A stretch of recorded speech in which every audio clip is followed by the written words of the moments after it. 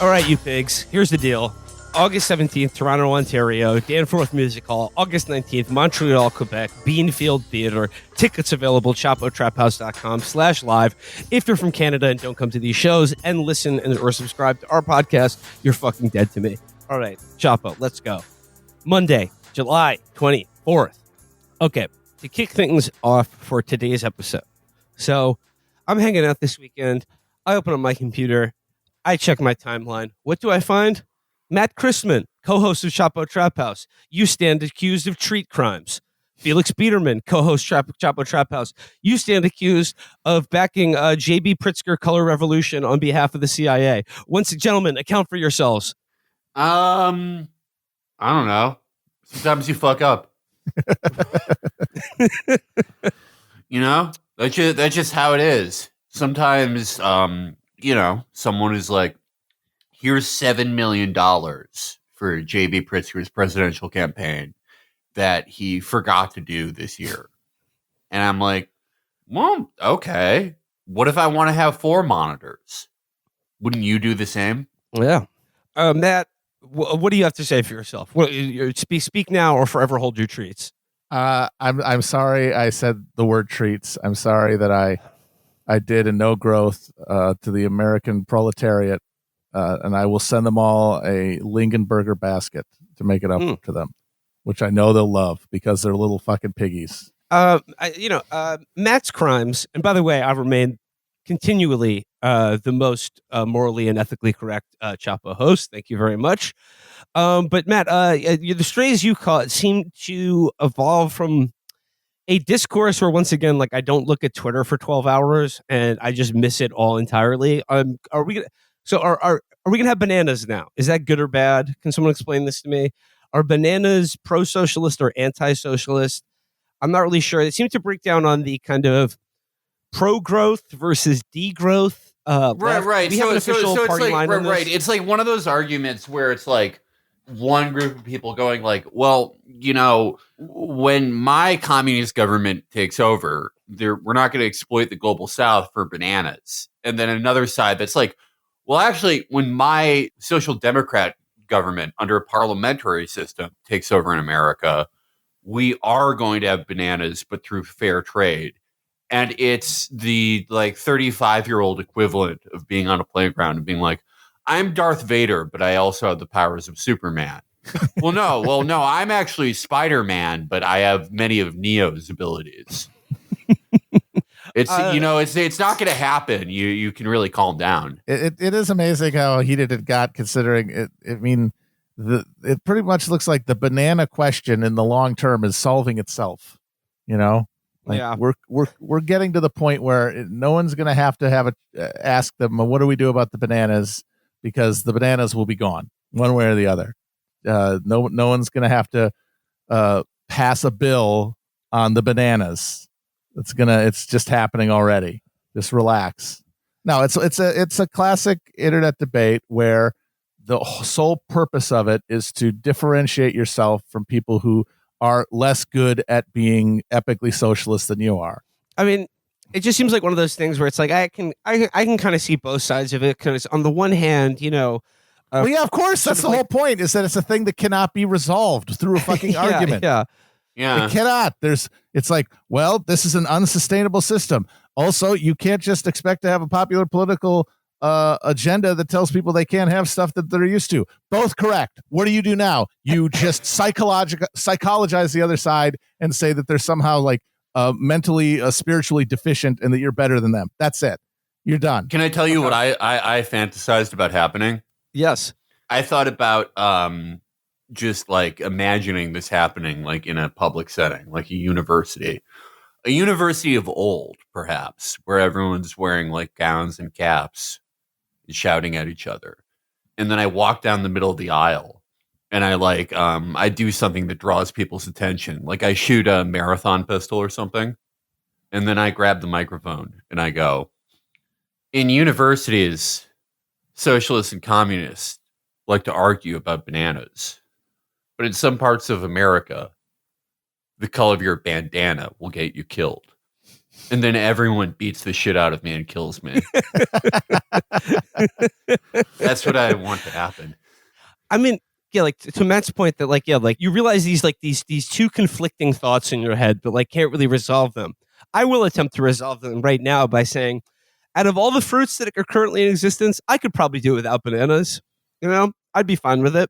I think I'm mildly allergic to them. They give me like a throat scratch. No, thank you. They're not that good. Here's the problem. What are we going to stick in the tailpipe of the cops that are given the job of following us around in sort of like a humorous manner? What do you put in the tailpipe of a car? Yeah, plantains. Plantains. Those are going. I mean, I'm away assuming too. that there'll be plenty of plantains. That they're not going to be affected by any of they this. better not. But like you know, on the topic of the bananas, the sort of tropical fruit problem and its supply chain sort of solving itself. I just want to know, did you guys see the story about how Sam Bankman-Fried employed his brother to buy a small South Pacific island to preserve a nucleus of effective altruists through an apocalypse? Yeah, a small island at sea level that has no soil to speak of. These guys really were the geniuses of the age who needed to be protected at all costs and needed to procreate as much as possible so that their genes could reach the stars. Yeah, he is like, I guess, the real and shitty version of Veet from Watchmen. Says according to new court filings, Bankman-Fried had chalked out how he would purchase the island nation of Nauru. Come the Great Fire or Flood, he would move himself and his colleagues in the effective altruism movement into a bunker there to wait out the apocalypse. The ultimate strategy, according to the memo, was to purchase the sovereign nation of Nauru in order to construct a bunker shelter that would be used for some event where 50 to 99.99% of people die to ensure that most EAs survive. The memo also mentioned plans to develop sensible regulation around human genetic enhancement and build a lab there, noting that perhaps there are other things that's useful to do with a sovereign country too. Nauru, the world's smallest island state, is located in the southwestern Pacific Ocean, 3,000 kilometers northeast of Australia. It has a population of fewer than 11,000 people who live in a land area of 21 square kilometers that has been ravaged by decades of phosphate mining. Yeah, you'd be better off trying to start a new civilization on on Moon or Mars than this shit. Yeah, I do like the idea of like, if they actually got to do this, because like in the event of like a nuclear war or just like an extinction level event, the repopulation of humanity, 1/3 of all people would be descended from Sean McElwee. The next third would be descended from David Shore, and the final third from Sam Bankman-Fried. Well, I mean, that's what the genetics lab is for.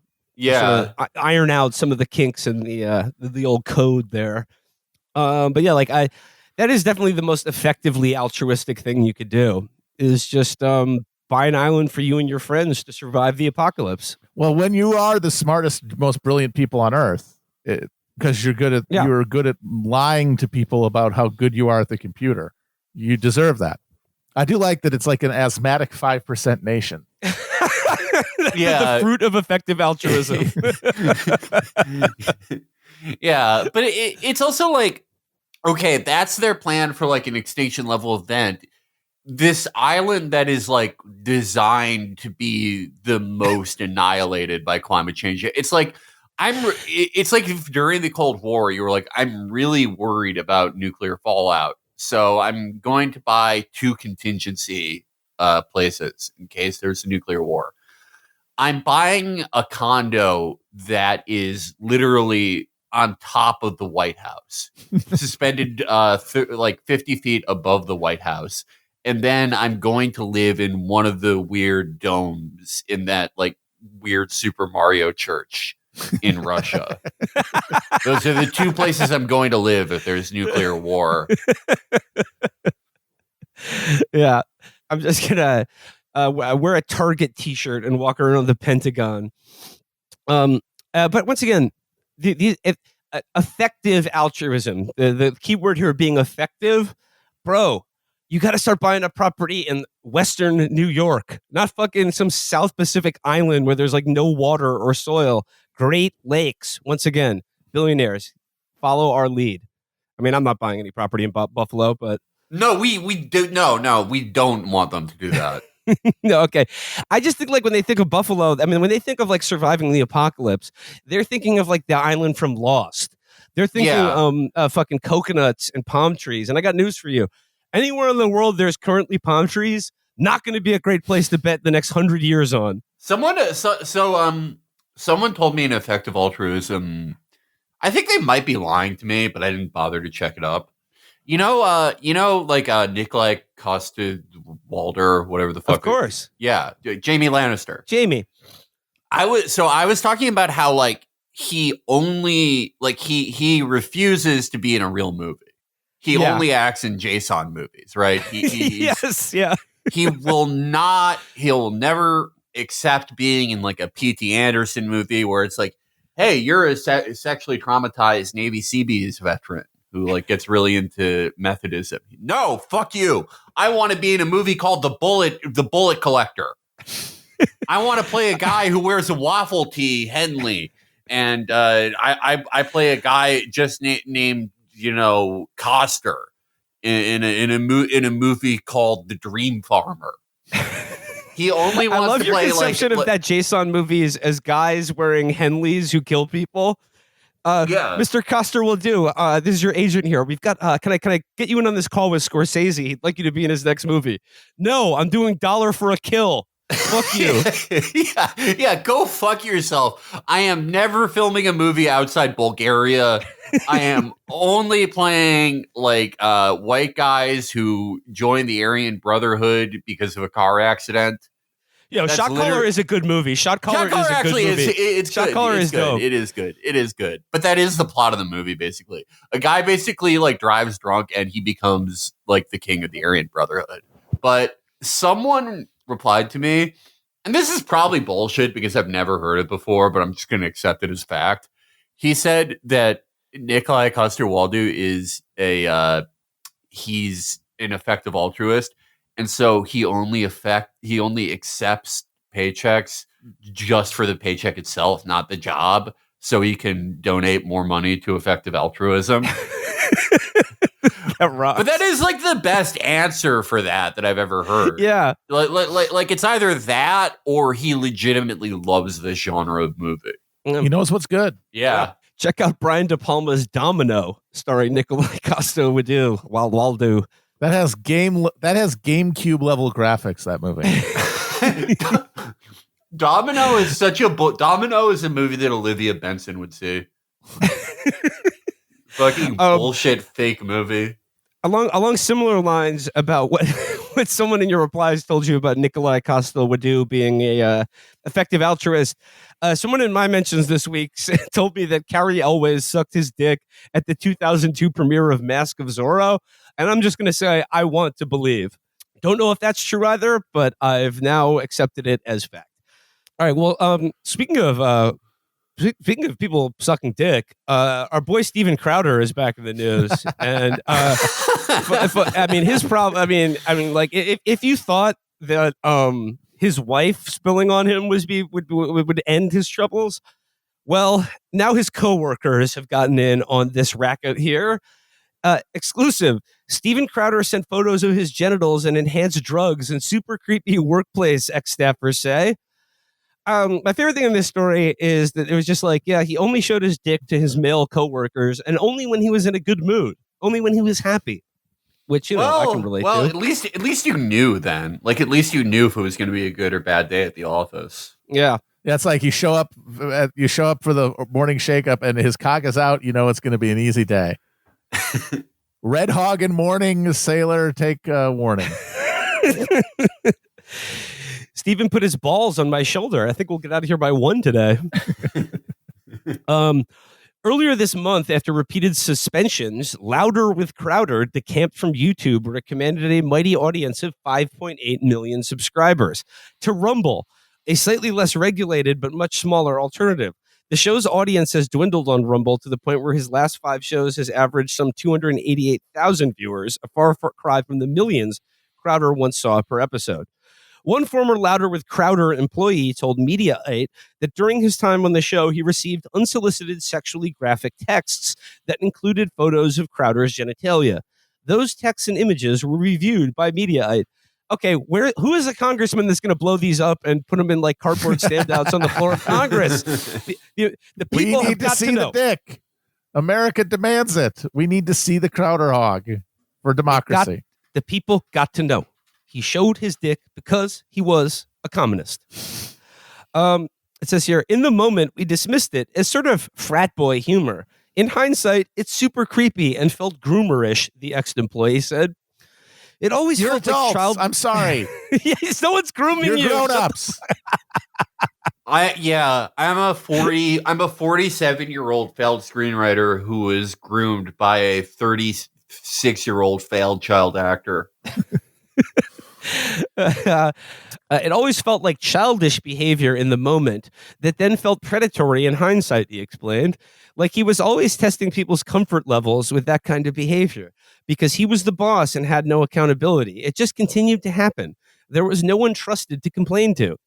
In addition to receiving unwanted sexual text messages, the former employee alleged that Crowder habitually exposed himself to other male staffers, a claim backed up by two other sources. In regards to him exposing himself in general, to my knowledge, he only exposed himself to male staffers. It happened all the time. It was a regular occurrence. It usually happened when he was in a really good sort of manic mood. So while we were all disgusted by it and it was never welcomed, it was preferable to him being in a bad mood and how he treated people in that state, the former staffer said. Stephen never explained it. We talked about it. It would just happen, and everyone would either throw out a fake uncomfortable laugh or show clear disgust, which Stephen interpreted as a reward for what he did, he continued. The more disgusted everyone's seen, the more pleasure he seemed to get from it. It's like how he couldn't understand we weren't in on his joke. Okay, I will say, I mean, similar to stories about Amy Klobuchar beating her staffers with staplers and stuff. It's just, once again, like I have no sympathy for anyone who works for. You work for Crowder. Steven Crowder. Or that recent story about like labor canvassers asking for water or food and being told to go fuck themselves. By the Labor Party. They're telling you. You deserve nothing. You will get nothing. Fuck you. Yeah, it's like I was just trying to work at my job of getting as many trans people to kill themselves as humanly possible. And I was sexually harassed by a mentally ill man. Can you believe this? Like, you can't Me Too Steven Crowder if you were working on that show. Like, you deserve that. I'm sorry. And like, oh, they want accountability in the workplace? Who the fuck are you? The DEI initiative and fucking Louder with Crowder? And like, okay, people don't understand. People don't understand. Gone woke over there. It's sad. In an independent media organization, by guys, for the fellas, this is just how work gets done. Yeah, we begin every show by flapping the dongs at each other, seeing how they look. It's how we pass the time. It's how we mark progress. Get a good dry jack going. Yeah, you know. Yeah, if we weren't sexually harassing each other, nothing would get done.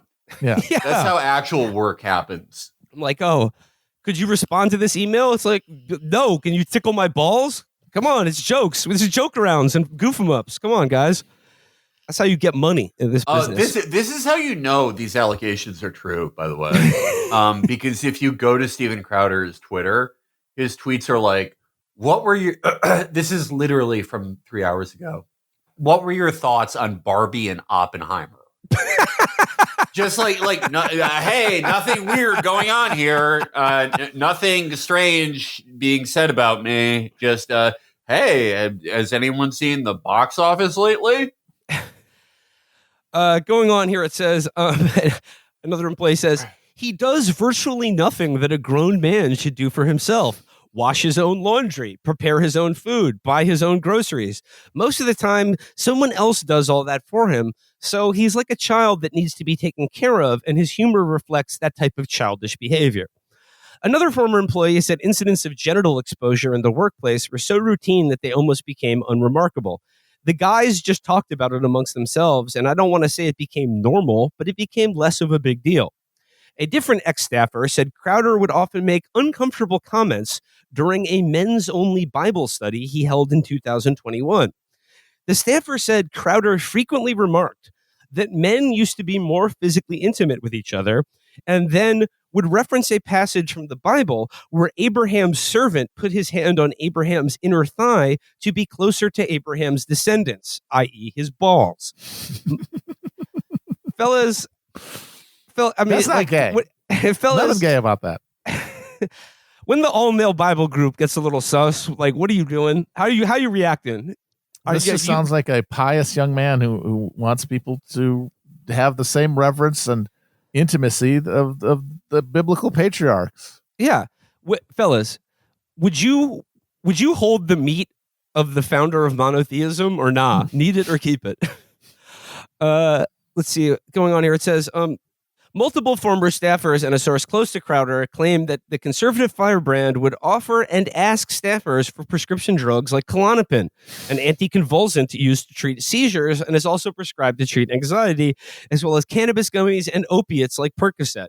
Mediaite reviewed text exchanges between Crowder's and former employers confirming these claims. Stephen was known for passing out prescription drugs fairly freely, one employee said. Why the fuck are you complaining? He sounds like a great boss. Honestly, he's like, yeah. I had a tough day at work. Take this perk 30. You'll be fucking floating. I mean, that's a fair trade. Like, you have to see Steven Crowder's meat, but then you get like a handful of downers. Most people would go for that. I am tickled by the idea of Steven Crowder asking all these church nerds to find him drugs. He's like, look, I need perks, I need Roxys, I need Oxy 80s, the ones without the tamper-proof seal. I need fucking tramadol. I need all this shit. You need to find it for me. And all these guys who like have just gone to mega churches their whole life come back to him with a handful of Tylenol, St. John's wort, and melatonin. Here, Steven, this is the hardest stuff that I have in my house. Well, I mean, a little advice if you are a current Louder with Crowder staffer and he's, putting the full court press on you to get him some perks. I mean, pressed pills are just as good, and they're like kind of opiates. They're usually pretty reliable. So, like, get some pressies for Crowder. Yeah, get some press. Like, literally whatever you find, like, on the street is good enough.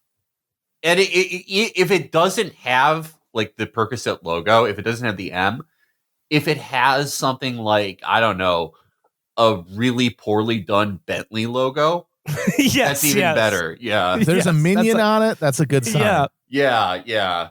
I mean, remember back, like, during the when his home security system was leaked to Yashar Ali and he was like screaming at his wife about their dog. And Felix, you said he was taking the dog's chemotherapy medication. I mean, once again, like, how correct were you? He was taking dog opiates and shit, whipping his dick out, getting him fucking loose. He's the Unk in RXK Nephew's song. Yes. Unk took the perk and he's getting gay with the employees.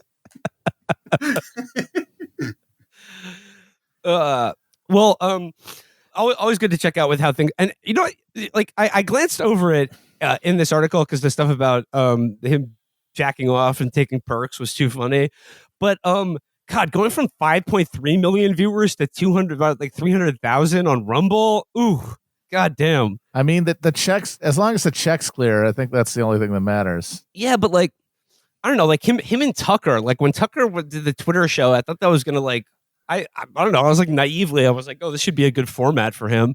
But now this motherfucker's on like xvideos.com thanks to fucking Elon Musk getting like dozens of views on his, his fucking episodes. I mean, I think the path here is pretty clear that he will soon be putting the dick out on xvideos. OnlyFans. It's the solution to all of his problems. Oh, wait. No, Tucker is, there's going to be some brand synergy. He is going to be a third in the Island Boys OnlyFans. They're twins. Are their dicks identical?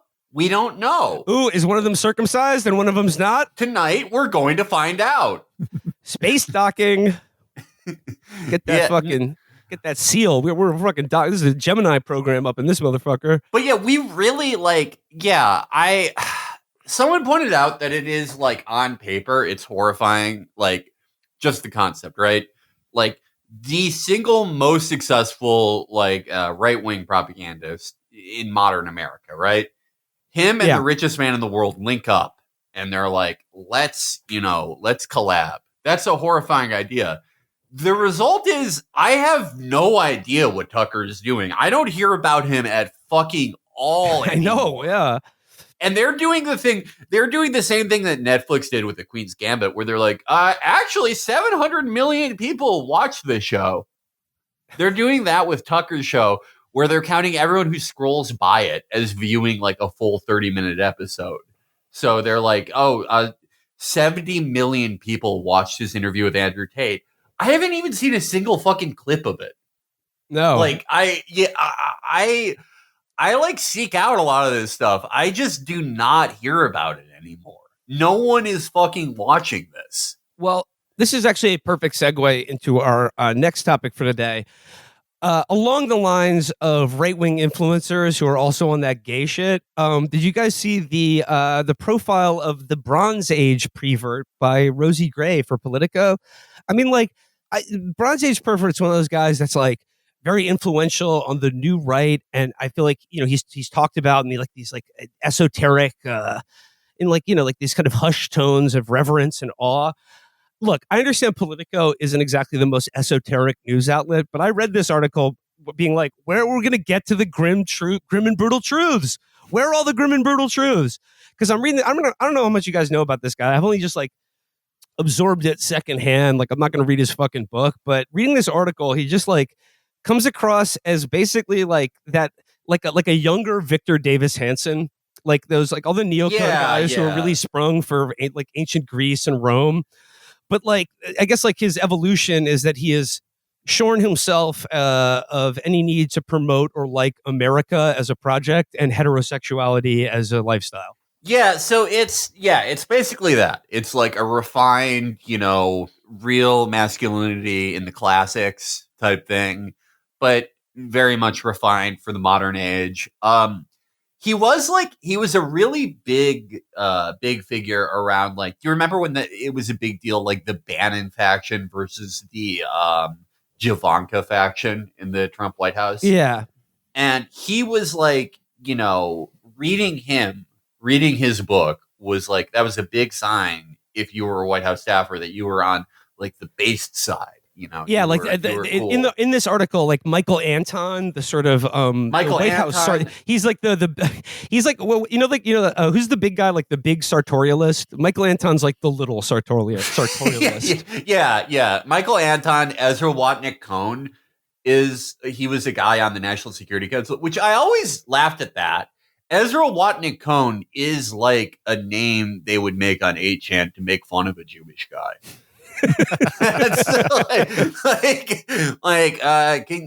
Can you calm down? Be a little less Jewish out there with your name. But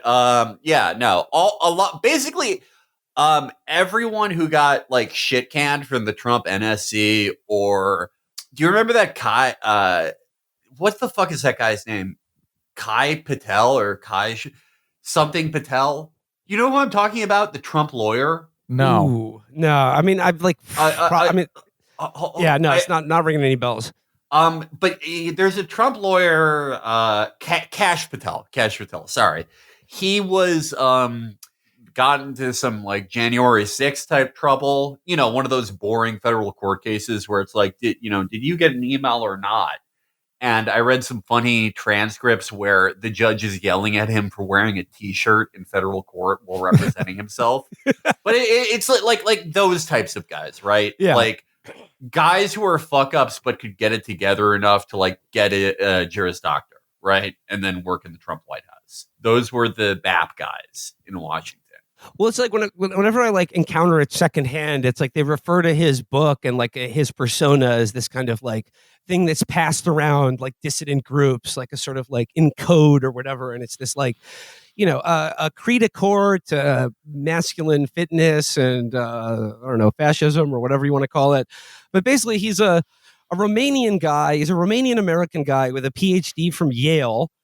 It says here, published an article titled Jair Bolsonaro and the Populist Crisis in Brazil in Palladium magazine, an online journal that was associated with the anti-democracy, pro-authoritarian neo-reaction movement. His name is Alamariu. I'm not even going to try with that one. Announced on Twitter he was retiring his account, though it's unclear when or if he posted on the account previously, and no earlier posts were visible, and tagged far-right figures like Steve Saylor and Ann Coulter. Hi, Steve. I closed my account but reopened to post some new articles. Hope you follow back. You might be interested in this one about Brazil, he wrote to Saylor. But like, once again, I was just reading this article, scanning for grim and brutal truths, and this is here's where we get like, I don't know if Rosie Gray. I just kept expecting to see something I hadn't seen before, but we get stuff like this. BAP argues that modern society should take after ancient Greece, when beauty, strength, and courage were prized above all else. In particular, BAP prizes the classical conception of masculinity and wants men to emulate it. The key relationship that gave society its strength in civilizations like ancient Greece, BAP argues, was not that between men and women or within families, but between young men who performed great deeds together. In BAP's ideal world, these male friendships should be a young man's focus. In his telling, modern society wants to weaken these masculine bonds because of their threat to the established order. Every great thing in the past was done through friendships between two men or brotherhoods of men, and this includes all great political things, all acts of political freedom and power, he writes in Bronze Age Mindset. To which I got to say, going from my own life story, I agree. I mean, like we linked up, fellas. We got a plug, and we've been all we can be ever since then. I think we've done great and powerful things together as our sort of bond among, youngish men. It's true, but it could be improved if we fucked each other, though. I mean, Felix lifts weights. I think that's the undercurrent here, is that it can only get you so far unless you're just linking dicks and doing the frottage with the thigh stuff. That's where the real energy comes from. Well, I've been lifting less weights, and I have been doing more Pilates now. People have made fun of me for that, but I like to think that I prestiged weightlifting. Like, I already finished it, I did at one point many years ago. I have a 500-pound deadlift, so I don't have to do it anymore. I proved the point. And I would say my Pilates abilities will make me better at having sex with the both of you. Well, it says, look, society wants you to refuse the load. They want you to refuse any load that's offered to you. But in ancient Greece, that was not the case. That was a no loads refuse type place. That's what Greek democracy actually refers to. A democratic acceptance of loads. Going on here, here's some more grim and brutal truths. From a eugenic point of view, we should accept and encourage the so-called gay liberation movement, BAP wrote. He wrote that it is very likely that the majority of human males are homosexual. Furthermore, it is better to encourage them to be so in order so that the few 2 to 3% of men who are alpha by nature should impregnate most of the women. There will be social chaos and an era of destruction upon us, but human nature will benefit as the majority of men who are homos will no longer breed. This proposal presages a key plank of modern Bapism, the degeneration of family life and the valorization of the male alpha. Bap's post on Sallow, where his profile picture was a fully nude male figure shot in black and white from behind, sometimes amount to juvenile shitposting. Obama won because I masturbated, he posted on November 7, 2012. His posts show an interest in the same themes that continue to animate his career today. Which men are gay and how not gay he is, bodybuilding, genetics, nationalism, beauty. I mean, once again, I know this is like the dissident new right, but it's just the gay shit is the only stuff that's new. It goes on to talk about how one of these sort of like neocon Bush administration creeps named Edward Lutwak, who is a huge Israel-Iraq war hawk, is also he's like an 80-year-old guy who he's finally coming classics. Out. Yeah. He's like Christopher Plummer in Beginners. I read this guy and I realized I'm one of the gay alphas. I need to fuck a young boy. Where is he?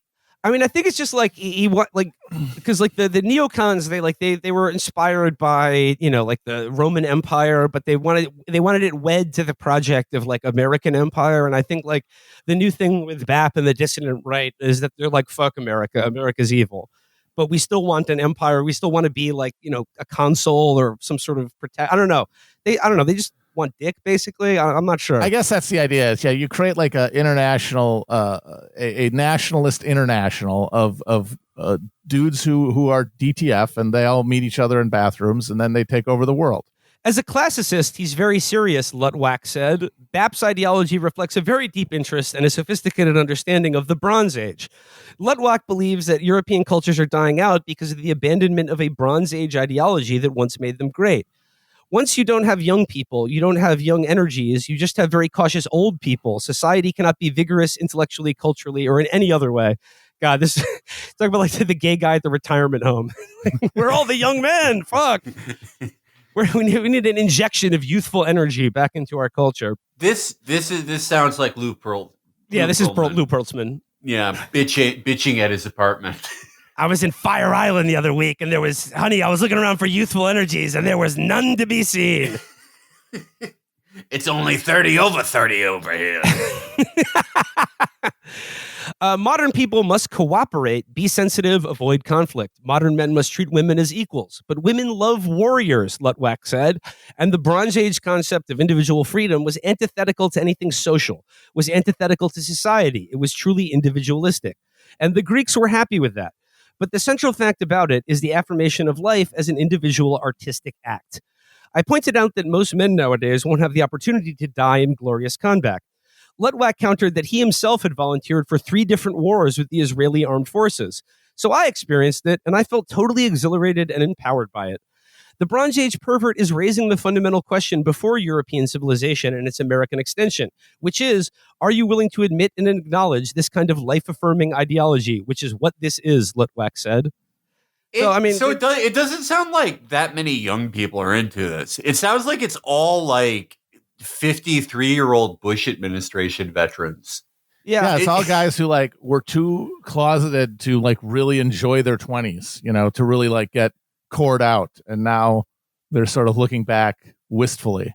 Yeah, these are all guys who spent their 20s being like, I don't know if we could send DVDs of Step Brothers to the troops in Iraq. That might rile them up too much. And now they're like, I'm supposed to fuck men in a military campaign. This is like the bananas thing. It's like there's already plenty of places to go and violently die right now in this world, and there's going to be more in the future. So why write a book? Just go and do it. But Matt, go fucking do it. What's stopping you from doing it? It's an ideology that celebrates life. Okay, go and do it then. Stop bitching about it. Stop being on the internet. Stop writing books like the wrong kind of gay guy. I read this article, and it was just like, I know like that the dissident right, it has very much like associates themselves with being like completely antithetical to like the neoconservative era of like the Bush administration and the war on terror. But all these guys just seem like they're still swimming in the same backwash, but like their imperial project just fucked up, so that they're like now like, fuck America. I like dick now.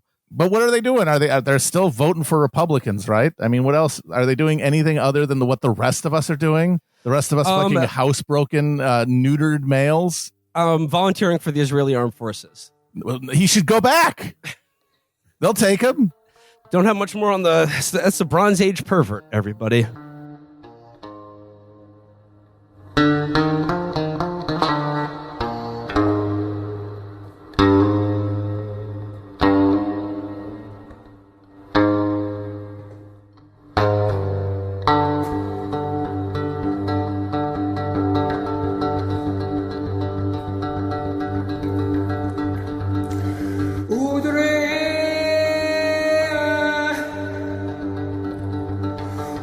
I got a just basically a quick triple pack, a super fun pack of drivel from the New York Times this week. And I'm not going to read all of these things here, but I just want a little quick hits from the heavy hitters: Tom Friedman, Nicholas Kristof, Brett Stevens. And I'm not going to torture you guys too much with reading. I'm just going to read like a paragraph from each of these bozos, and we'll just see what's up with the world of the New York Times.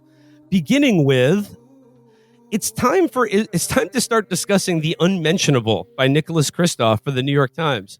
He writes, Israel is in the headlines, evoking tumultuous debate, yet one topic remains largely unmentionable. So let me gingerly raise it.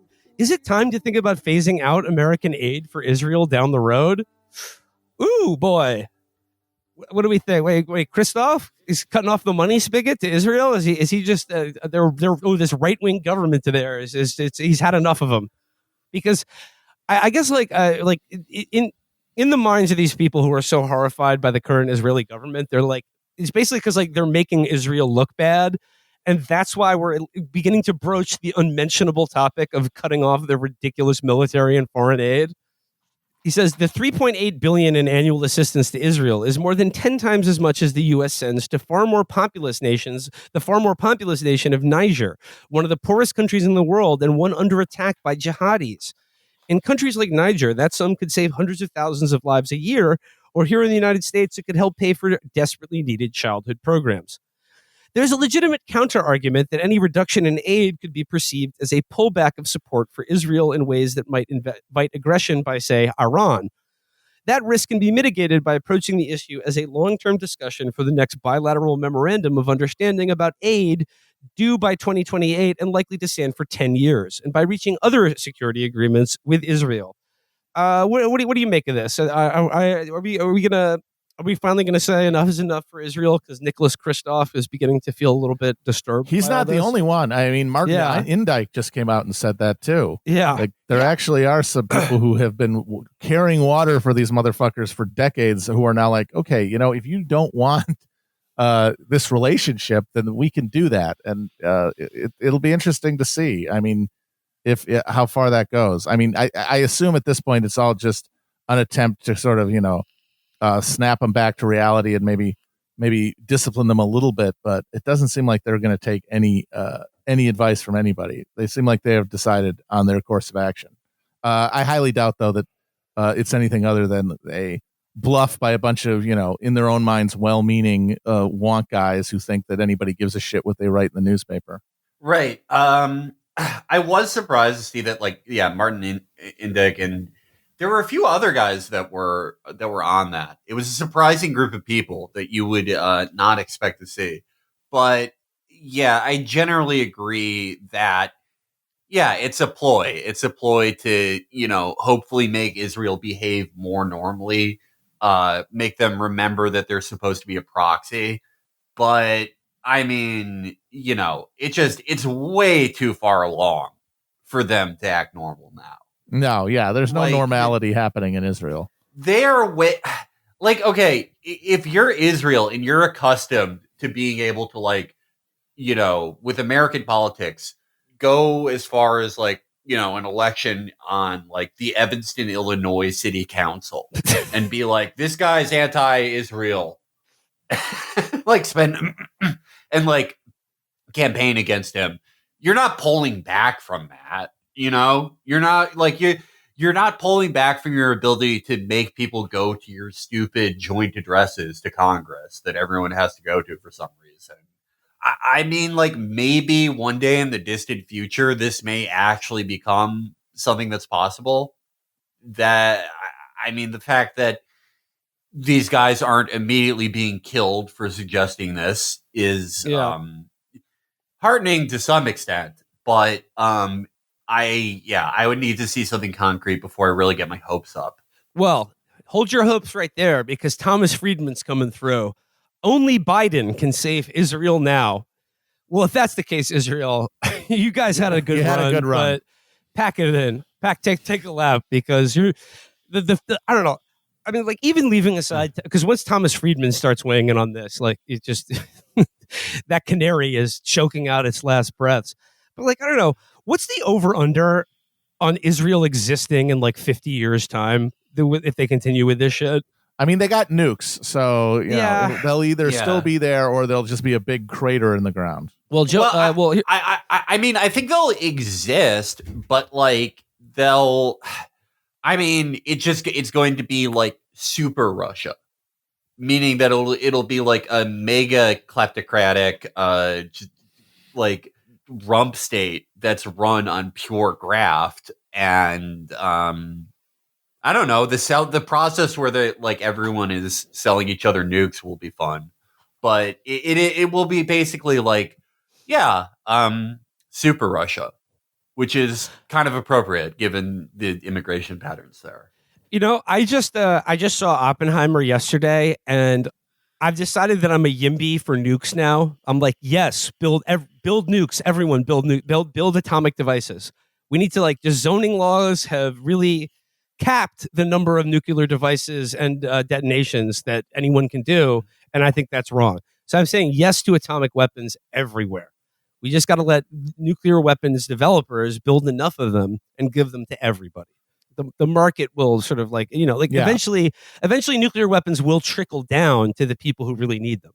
But there are a lot of people that really need an A-bomb, and we're not building any right now. So that's a problem.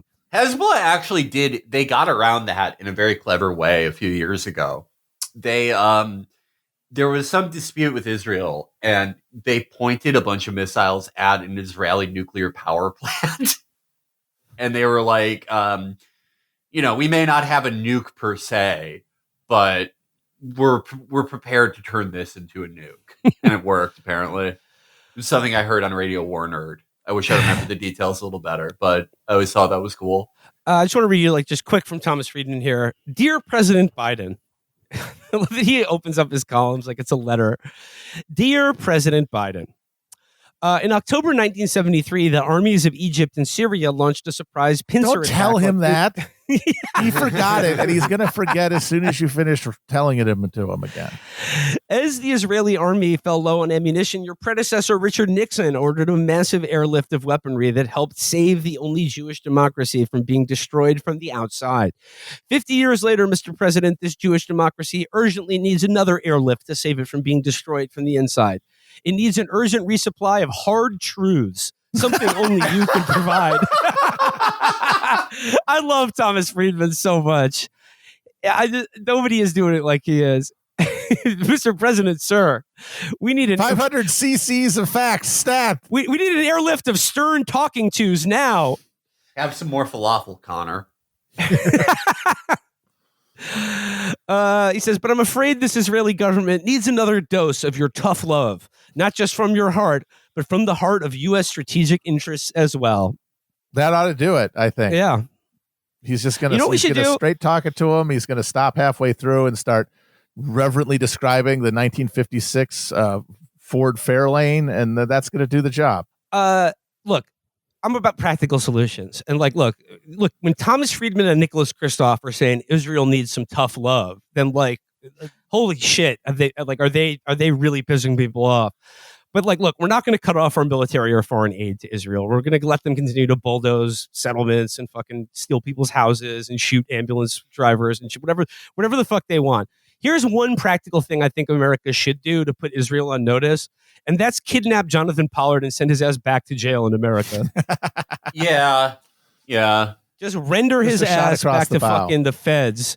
Because fuck that guy. Did he literally proliferate nuclear weapon technology?